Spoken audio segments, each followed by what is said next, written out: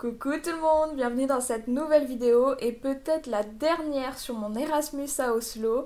Il y a quelques semaines, je vous ai demandé sur Instagram ce que vous aimeriez voir dans mes dernières semaines et mes derniers jours à Oslo.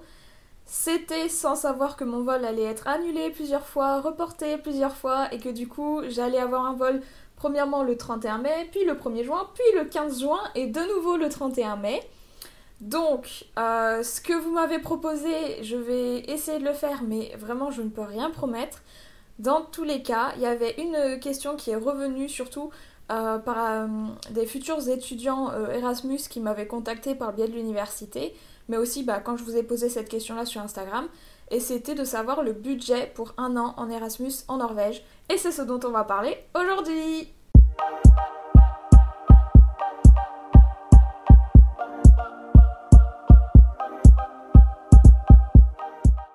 Alors, je vais découper la vidéo en deux temps. D'abord, on va parler du budget avant de partir et ensuite, on va parler du budget tout au long de l'année. Donc, quand je parle du budget avant de partir, j'entends déjà tout ce qui est l'équipement, c'est-à-dire, moi, j'avais pas de valise, donc j'ai acheté 2 valises, j'ai acheté un sac à dos, j'ai acheté une paire de boots Doc Martens. Ça, déjà, ça faisait un sacré pactole.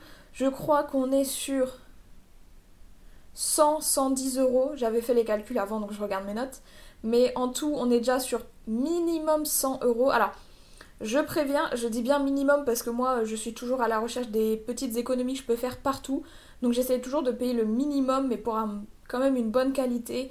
Donc là j'étais déjà sur 100 euros plus tout ce que je vous avais dit, les sacs pour aspirer, pour mettre dans les valises, les petits rangements, les petits sacs en coton, tout ça.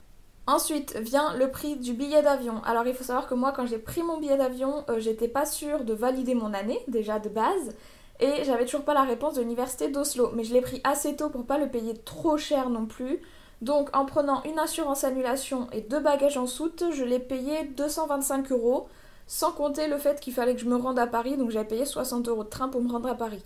Ensuite pour moi la plus grosse dépense vraiment... je peux pas comparer, la plus grosse dépense que j'ai fait avant de partir, ça a été la caution de l'appartement. Donc si je me souviens bien, je crois que j'ai eu la réponse pour l'appart ici à Oslo en avril ou en mai. Et il a fallu que je paye 2 mois de loyer. Je reviendrai sur ça après. Mais en gros, il a fallu que je paye 1000 euros de caution au mois de mai ou de juin, je ne sais plus exactement. Mais voilà, 1000 euros quand même, c'est une dépense aussi à prévoir. Il faut les sortir. Bien sûr, c'est de l'argent qu'on récupère après, si l'appartement est toujours en bon état, bien sûr. Mais voilà, ça rentre quand même dans le budget et ça fait un gros trou dans le porte-monnaie, donc c'est pas à négliger. Du coup, en globalité, avant de partir, j'ai dépensé donc les 1000 euros de caution, mais je les compte pas dans cette tranche-là. En tout, j'ai dépensé 300-400 euros minimum. Mais vraiment, ça peut augmenter. Je sais qu'il y a des valises, elles peuvent aller jusqu'à 600 euros la valise. Donc ça peut vraiment monter très très vite. Mais avant de partir, j'avais déjà dépensé 300-400 euros suivant ce que j'ai acheté pour commencer à équiper mon appart, des vêtements. D'ailleurs, c'est quelque chose que je vous conseille si vous venez en Erasmus en Norvège. C'est de commencer à prendre des vêtements chauds, des chaussures de marche, des tenues de sport. Enfin, si ça vous colle à votre mode de vie, bien sûr. Mais voilà, il faut commencer à anticiper un petit peu sur la température et la pluie, la neige et tout ça. On en vient au vif du sujet, les dépenses tout au long de l'année. Je vais commencer par le début de l'Erasmus, donc c'est vraiment là où il y a le plus gros des dépenses. Déjà, première chose, je suis arrivée en août, et en août il a fallu que je paye le loyer de août et de septembre. 600 euros de loyer, 1200 euros qui partent d'un coup. Ouais, il n'y a pas encore les bourses, ça commence à chauffer un peu. Plus l'équipement à Ikea. Je sais plus combien j'avais payé à Ikea en août, je crois 200 euros à peu près, pour un petit meuble, de la vaisselle, les parures de drap, la couette, l'oreiller, enfin tout ça. Pour le reste, du coup, j'ai fait une petite liste de mes dépenses par mois. Et en fait, donc, ce que j'ai pris en compte, c'est le loyer que je paye 600 euros par mois.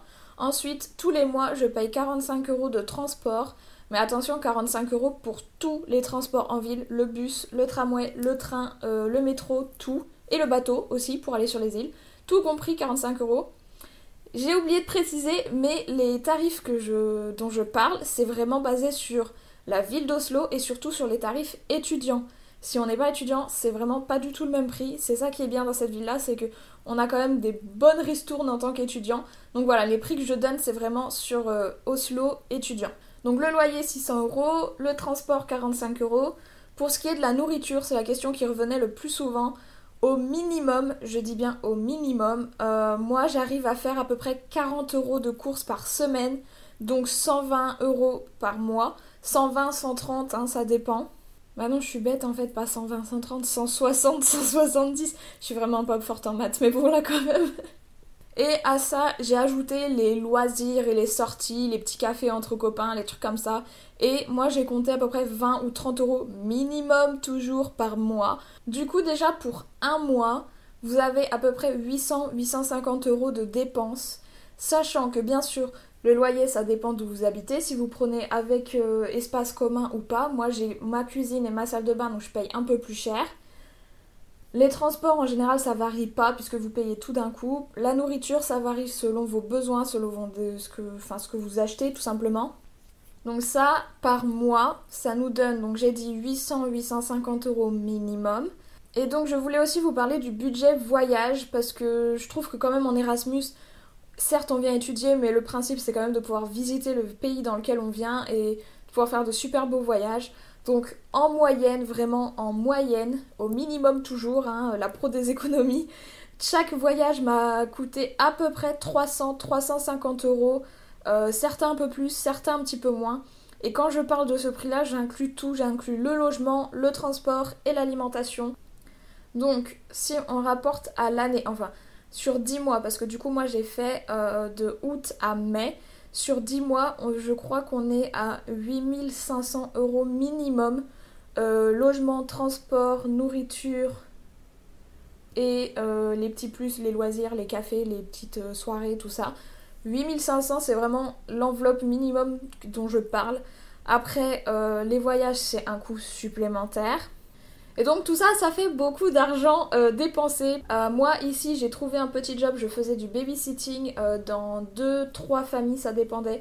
Une famille où j'allais très régulièrement 2-3 fois par semaine et une autre famille où j'allais 1 à 2 fois par mois. Donc ça c'est vraiment cool parce que ici, pour vous donner une idée, babysitting, j'étais payée 12 euros de l'heure. Et clairement, sans le babysitting, je n'aurais jamais pu aller en voyage. Et puis, la cerise sur le pompon, c'est qu'il y a les bourses. Et les bourses, donc, je sais qu'il y a la bourse Crous, la bourse Erasmus et l'aide à la mobilité internationale. Je suis plus sûre pour la bourse Erasmus, mais en tout cas, l'aide à la mobilité internationale, j'en suis sûre. Que vous touchiez ou pas la bourse Crous, vous pouvez toucher cette aide-là. Et maintenant, parlons chiffres. Tous les mois, j'ai 250 euros de bourse Erasmus. C'est ajouté à ça... Donc la bourse, l'aide à la mobilité internationale, en octobre, on a eu un versement de 3200 euros. Alors, je suis d'accord, un versement comme ça direct de 3200 euros, ça fait beaucoup.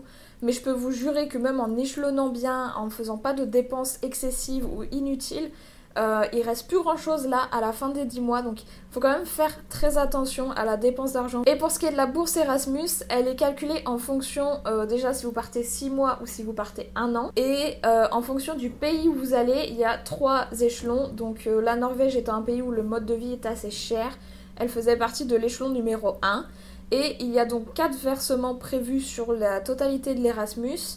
Donc en octobre j'ai reçu un premier versement de 1400 euros. Non, il y a 3 versements. Qu'est-ce que je raconte? Il y a 3 versements. En janvier, février, j'ai reçu un deuxième versement de 560 euros. Et en juillet, quand j'aurai justifié de la fin de mon Erasmus et que j'aurai passé un test de langue pour prouver que j'ai quand même eu une amélioration dans mon niveau d'anglais, j'aurai un dernier versement de 280 euros. Et un conseil que je peux vous donner, ça c'est vraiment un bon tips, quand vous prenez vos billets d'avion. Déjà, je sais que c'est un peu plus cher, mais prenez-les avec Air France parce qu'il y a quand même, bon, malgré tout, un service relationnel qui est quand même assez correct, voire même les gens que j'ai eu au téléphone pour changer 3 fois mon billet d'avion ont été vraiment très agréables et très compétents pour la plupart. Et surtout, sur Air France, il y a, quand vous choisissez le passager, il y a le tarif étudiant et ce n'est pas disponible chez toutes les compagnies et les prix sont quand même moins chers en tarif étudiant. Donc voilà, j'espère que pour ceux qui ont prévu de partir, peut-être pas en septembre parce que là logiquement votre dossier est déjà fini, mais peut-être pour les années à venir ou les mois à venir si vous faites un Erasmus au mois de janvier, j'espère que ça vous aiguillera, que ça vous aidera un petit peu à vous y retrouver. N'hésitez pas à partager si vous connaissez des gens qui vont en Erasmus ou qui veulent juste découvrir le mode de vie en Norvège. Pour le moment, mes vidéos sont centrées seulement sur la Norvège. Mais ça ne saurait tarder, vraiment. Pour ce qui est de la vidéo de la semaine prochaine, je pense que ça sera peut-être un petit peu décalé, sauf si j'arrive à faire le montage en temps et en heure. Mais vu que je voudrais faire une vidéo sur mon retour à la maison, les bagages, le retour, l'avion, l'aventure que ça va être d'enfin rentrer à la maison, peut-être que ça va être un peu plus long que prévu.